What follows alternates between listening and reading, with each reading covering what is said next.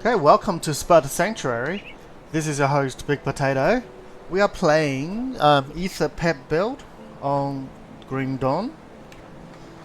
And in the last episode, we have ventured further down towards the village of Burrwitch, through the outskirts, some Maya,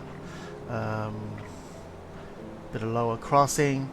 Now we are going to go really deep into the village and trying to find out what actually happened. We got a couple good gears in the last episode. One of them is this one, the chest piece. Gives some more dragons packed. The other one is a lucky drop, of course, Marrow Band. And Isaac gave us his nice Spolder. Okay. Alright, without further ado, let's head into the latest waypoint. There we go. Now, our Briarthorn is killing it out there. He's murdering everything. He's got a new skill as well. And let's see if he does it now. Oh, he's not doing it. Alright, anyways, we're gonna venture across this area. At this moment, it is becoming a walking simulator.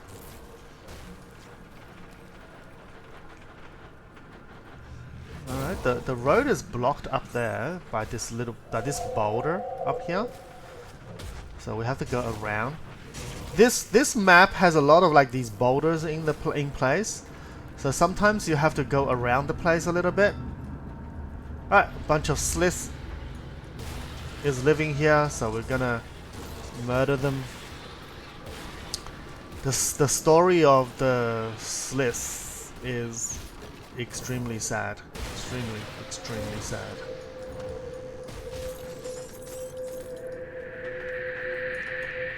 What is this Bestiarial Wrath? Oh, look at that! Look at that. That gives us 3 to Briarthorn. Of course, yes please. I'm gonna summon the Briarthorn again. He is now 21 out of 16. We nearly hard capped Briarthorn. He's gonna murder everything. Oh yeah, this, you see this crisscross? This like star thingy that shoots out? Yeah, that's this thing. The ground slam. Yeah, this one. Boom. This is an AoE, it's basically damages things. Pulls threat, as in pulls like aggro. So now the Briarthorn has become a good tank now, I guess. Alright, there's a bunch of sliths here again. Our Briarthorn. And our Wing Devil is doing quite a bit of damage too. They're not shabby. And we have a shrine up there as well. This is a Desecrator Shrine. So the Desecrator Shrine, we need to... I believe this one is a combat one. That is. Look at that. He is so good. Alright, so it's not that hard as I thought. It's not more difficult. That much more difficult than starting a Necromancer. The Briarthorn is actually really good. This is a bleed ring. We don't really need that one. We got a devotion. I'm gonna put into the crook again. So now we're getting some elemental resistance. Elemental resistance for pets is extremely important.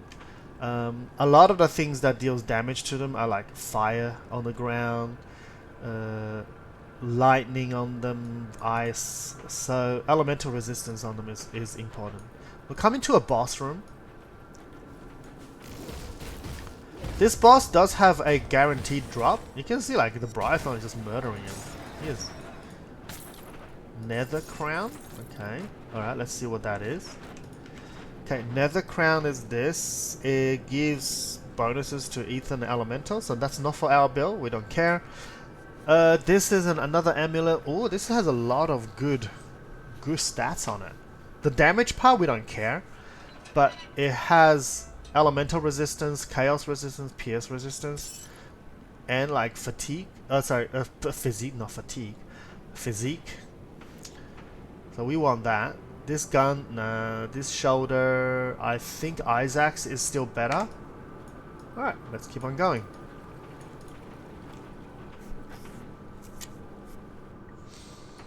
Alright, we come out of the hole in here and we are right next to the waypoint right there.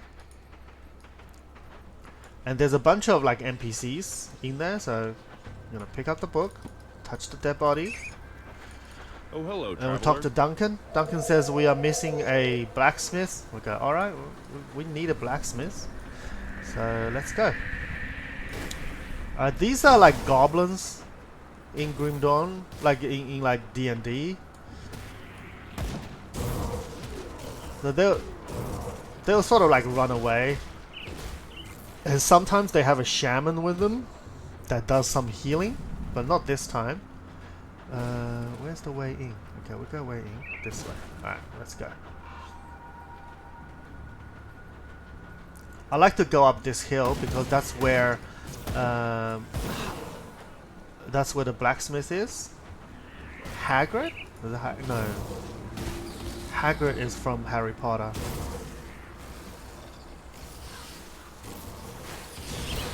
Alright, there we go. We leveled up too. Excellent. See, that's a shaman.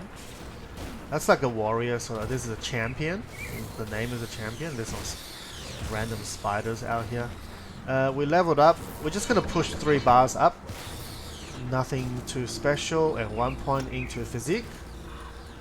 This is our Angrim. That was close. Angrim. Move along now, stranger. So Angrim has the hammer. We say, alright, you're gonna pass on, and you can give it to Duncan. Alright. The reason I choose Duncan for this one is because Duncan gives you more experience by choosing Duncan. So that's all there is. Okay. We're gonna go down this way, kill a bunch of more losers. This is probably when the pet attack command comes handy. Is that the pet attack command? Sometimes you have a yeah, there we go. Look, he's healing. Like the heal is actually a lot, so you might want to just go kill this guy first. You know. Because sometimes you're stuck on a boss, and you like almost killed it, and then he comes back to full health. The monster heal in this game is detrimental. It's like so huge amount. It's all like almost always it's a full heal.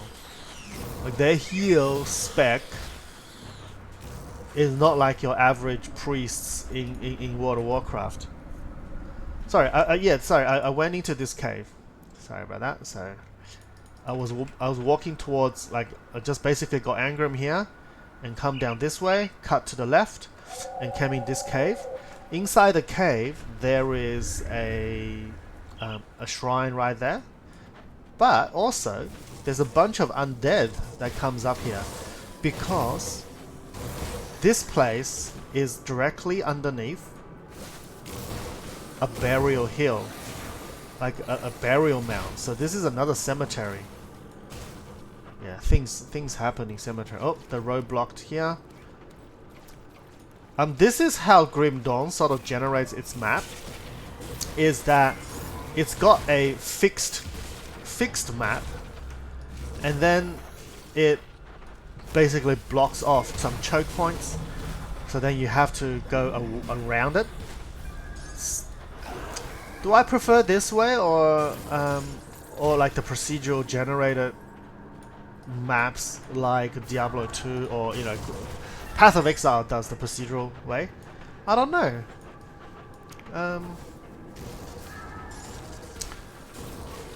Both has its like pros and cons, I guess. Like the memory of the map is really serves you really well because you know exactly where you're going after a few playthrough, but it does get bored compared to the procedural, right? Procedural, you always have to look for things. All right, let's offer a Aether crystal. We get a devotion point. I'm gonna put into the crook, so that now the pets has more health and more defensive ability, which is what we want. All right. Okay, let's keep on going.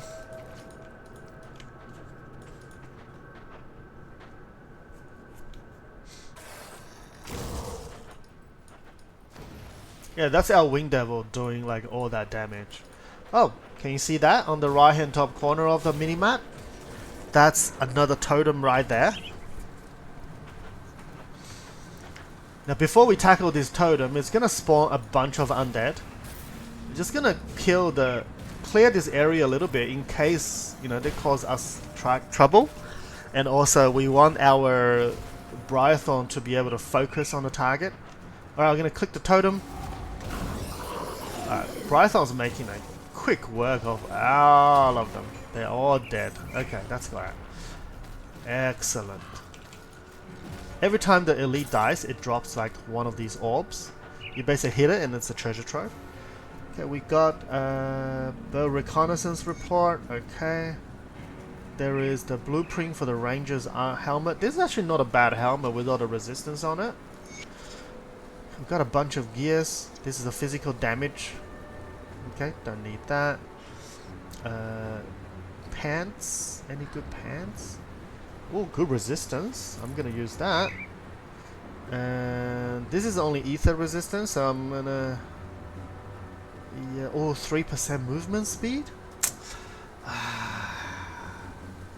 I'm gonna have to... I have to take the movement speed. What's this? Ether and Chaos. Yeah, our amulet is still better. Don't need that. This one does have a lot of armor, but not the right resistance and physique. And this one has a bit of cunning. Nah, our shield is still better. Okay, done. Let's keep on moving. Look, that's a shaman. I'm just gonna kill that first. Sometimes you have to do the dirty job yourself and just go in there and smack them across the face.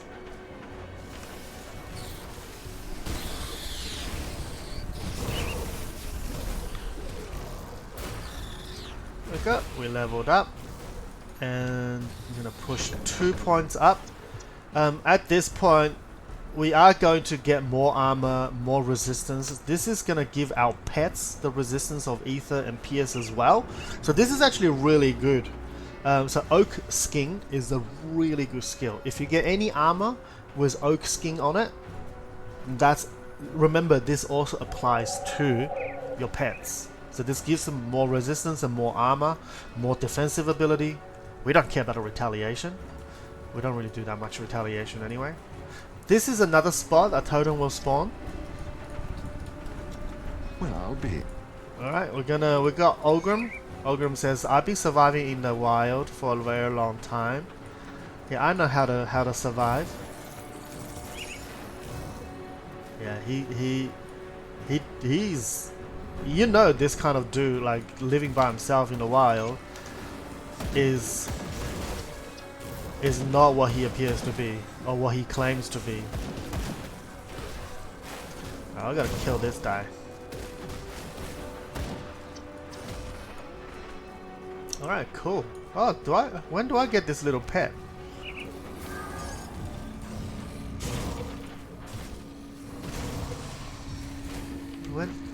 Where is that pet from? Oh, we got a medal as well. Oh, from the Marrow Band. Okay, so when I'm hit, I summon a guardian, summon a pet. Oh, that's good. Extra pet is always good.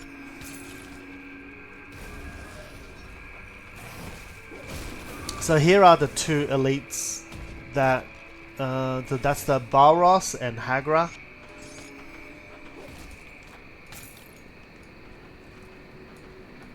So yeah, they all got turned into zombies or ethereals. Alright, we're gonna head straight into the town.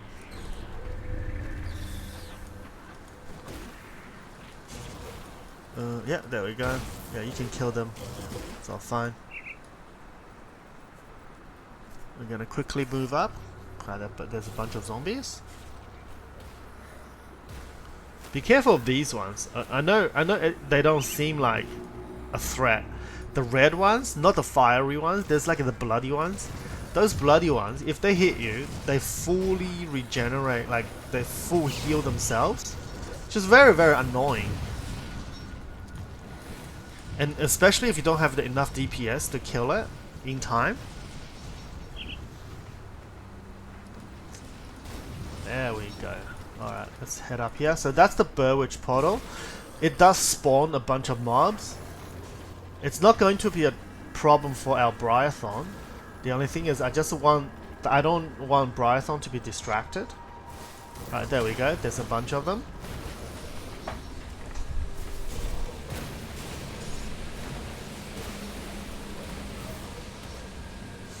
You can see, like, if there's too many mobs, Briathon doesn't kill them quick enough. Oh, we got a glove, finally. Alright. Now, before heading back and reporting to Bourbon, we need to head into this room. There's a little bit of cultist order right there. Alright, kill these mobs. Now we can head back. Now, before we do that, we got to talk to Duncan.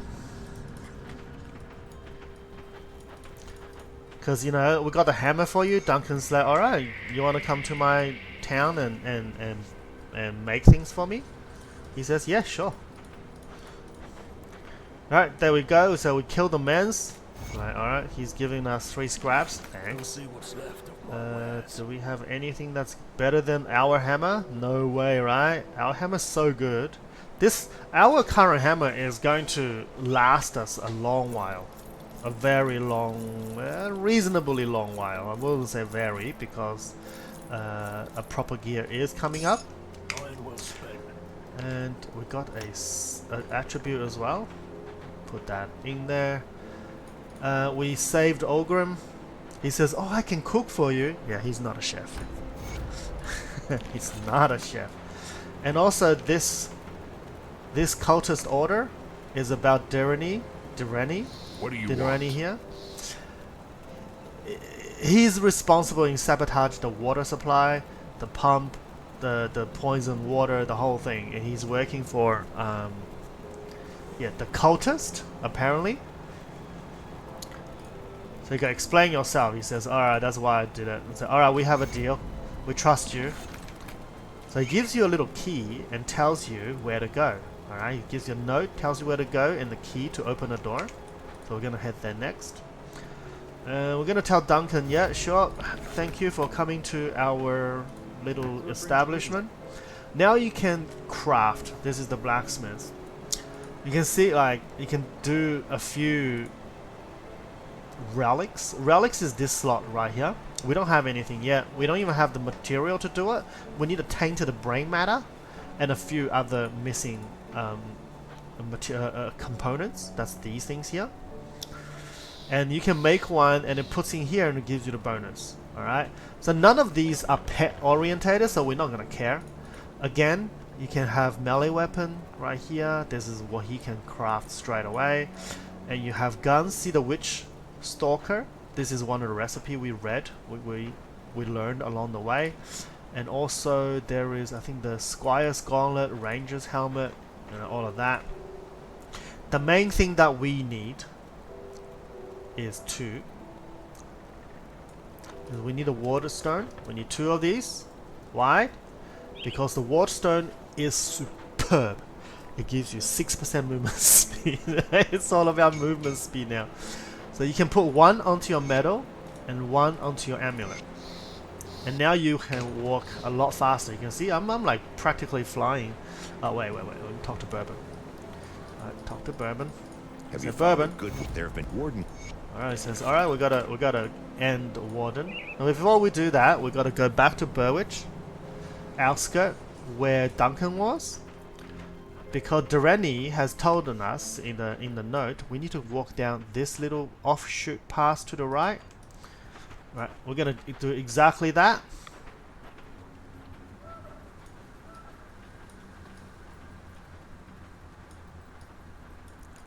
Yeah, isn't that a dodgy little path? You know this is a secret area when this path is this long.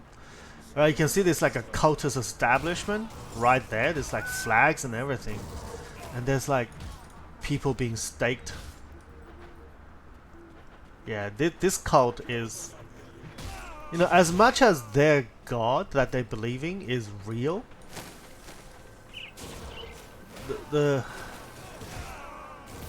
Yeah, the method is questionable. Okay, there we go. We have actually a dropped key out of here. So killing the cultist will sometimes drop you a key anyways, so you can always come in here. Let me see if there's any more. Yeah, there's a few more right here. I just like to killing them. That's all there is. Alright. So if you don't have the key, the iron door, it says locked. But now that we have the key, we click it and we go into this area. Now in this area, this is the first dangerous domain that you might encounter. Now what happens here is monsters do additional ether damage. So they actually do 21 extra damage plus another 20% ether damage on top. And their levels are generally higher than you. So let me have a look. Yeah, they're level 18. I mean, Brython's not gonna have any trouble with them. Let's see if we can just level up in here. Alright, before we move on. And these are all level 18. There is a boss at the end. He is very challenging. The good thing about fighting like a higher level monsters here is that you get a lot of experience doing it. See, the Brython doesn't know what to do right now. He's not even attacking. I'm gonna command him to do something first. Yeah, when there's too many enemies on the map, he doesn't know what to do. Alright, we leveled up. I am going to put a point into Grasping Vine and then into maybe not the Entangling Vine. No, we don't need to do the Entangling Vine. We're just going to put 2 more points. Now the reason I put Grasping Vine now is the next devotion point we're going to get is Shepherd's Call, and Shepherd's Call needs a skill to trigger it. I don't really prefer to go into Savagery or Primal Strike because, yeah, it's not that good. And there is another skill that's actually more suited for triggering this skill. But for now, we're just going to use Grasping Vine for it once that becomes online. And every time we use Grasping Vine, it'll have a chance of triggering the effect, and that's what we want. Alright, so that's why I picked this skill now. And Grasping Vine is superb in triggering the devotion constellations abilities. Okay, let's go back. We got a skill, put 1 into physique, and that'll be the end of this show. And we will continue down this path, and next episode, well, we will explore what actually happened inside the village, the Burrwitch village, and keep on leveling up and see what actually went down in there. Alright, so I hope you like it, and I hope you like the show, and I'll see you in the next one. Thank you, bye bye.